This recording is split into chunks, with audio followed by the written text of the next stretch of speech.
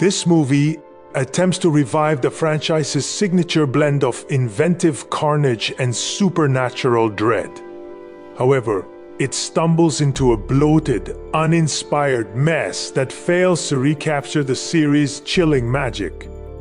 While the film delivers a few memorable death scenes, it's bogged down by a predictable script, lackluster performances, and an over-reliance on tired legacy sequel tropes that make it feel more like a parody than a proper horror entry.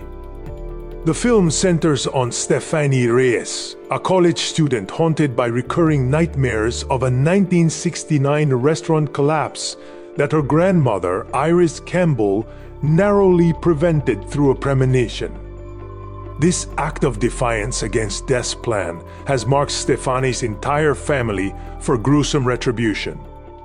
The premise of a bloodline hunted by death is intriguing, but the execution falters, leaning heavily on expository dialogue and self-referential humor that undercuts the tension. Stephanie's journey to unravel her family's cursed history feels more like a checklist of franchise callbacks than a fresh story, with the iconic log truck from Final Destination 2 reduced to a repetitive gag that screams creative bankruptcy.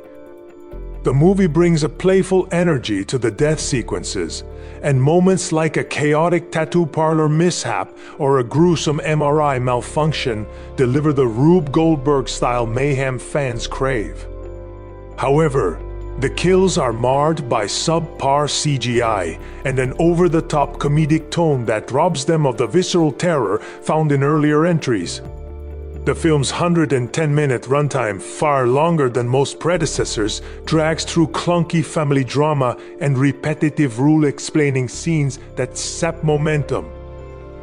The opening Skyview Tower disaster is a visual standout, but its impact is diluted by a protracted setup that feels disconnected from the present-day narrative.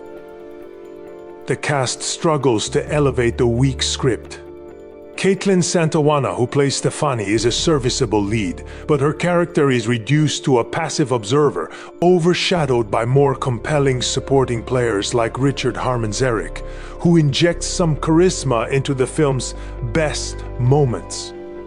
The late Tony Todd's cameo as William Bloodworth is a poignant highlight, offering a heartfelt farewell that briefly elevates the film's emotional stakes.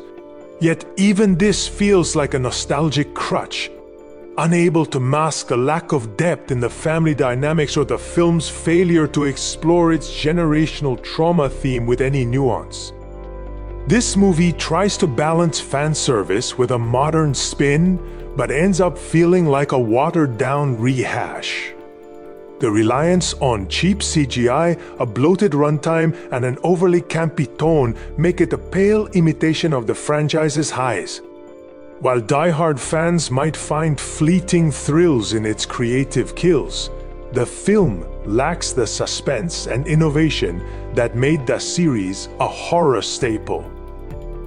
Death may still be designing, but this chapter feels like it missed its mark. It's not worth to watch this in theaters. Just wait on your streaming service.